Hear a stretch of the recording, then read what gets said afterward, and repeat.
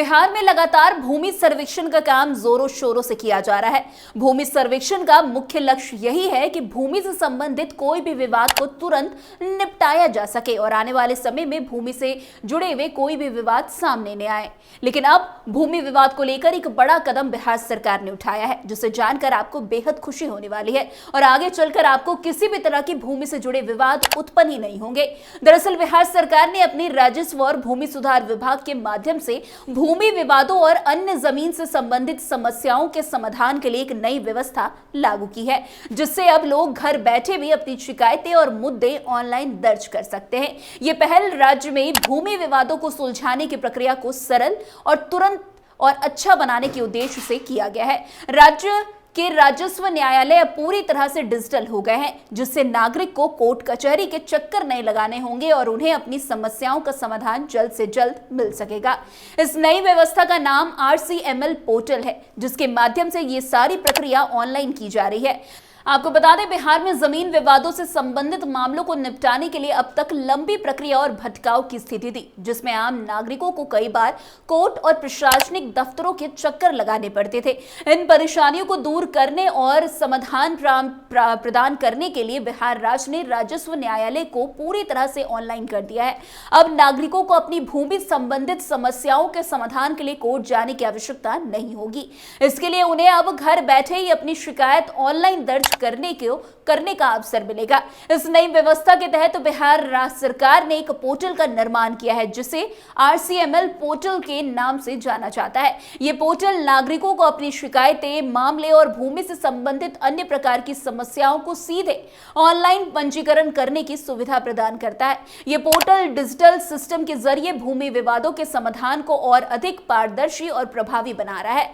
आपको बता दें, सरकारी भूमि पर अतिक्रमण की समस्या बिहार राज्य में अब एक नई गंभीर मुद्दे के रूप में सामने आई है। इस समस्या को देखते हुए सरकार ने एक नया कदम उठाया है, जिसे अब लोग आसानी से सार्वजनिक भूमि पर अतिक्रमण की शिकायत दर्ज करा सकते हैं। इस प्रकार की शिकायतों को CO कोर्ट में दर्ज किया जाएगा। इसके अलावा अतिक्रमण की सूचना देने वाले का नाम गुप्त रखा जाएगा, ताकि किसी भी प्रकार का खतरा या दबाव शिकायतकर्ता पर ना पड़े। आपको बता दें, राजस्व और भूमि सुधार विभाग द्वारा की गई इस नई व्यवस्था के तहत बिहार के विभिन्न प्रकार के जो भूमि विवादों को निपटाने के लिए अलग अलग कोर्ट बनाए गए हैं, जैसे कि DCLR court, DM court, ADM court, commissioner court. इन सब कोर्ट में आपकी भूमि विवादों को निपटारा किया जाएगा। इस नई व्यवस्था को बहुत सरल और सुविधाजनक बनाया गया है। यदि आप अपनी जमीन से संबंधित किसी भी समस्या को लेकर शिकायत दर्ज करना चाहते हैं, तो इसके लिए आपको बिहार सरकार के राजस्व एवं भूमि सुधार विभाग की वेबसाइट biharbhumi.bihar.gov.in पर जाना होगा।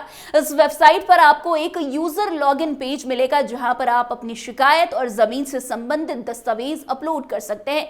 इसके साथ ही वेबसाइट पर अन्य आवश्यक जानकारियां भी दर्ज करनी होगी। इसके बाद आपकी शिकायत पंजीकरण प्रक्रिया शुरू हो जाएगी और आप संबंधित अधिकारी आपकी शिकायत पर कार्रवाई तुरंत करेगा। यदि कोई व्यक्ति वेबसाइट पर शिकायत दर्ज करने में असमर्थ है, तो वो बिहार सरकार द्वारा प्रदान किए गए टोल फ्री नंबर 180034562115 पर भी फोन कर अपनी शिकायत दर्ज कर सकते हैं। इस सेवा के माध्यम से भी नागरिक अपनी शिकायत या सुझाव सरकार तक पहुंचा सकते हैं, जिससे राज्य में भूमि विवादों के समाधान में और अधिक सुधार होगा।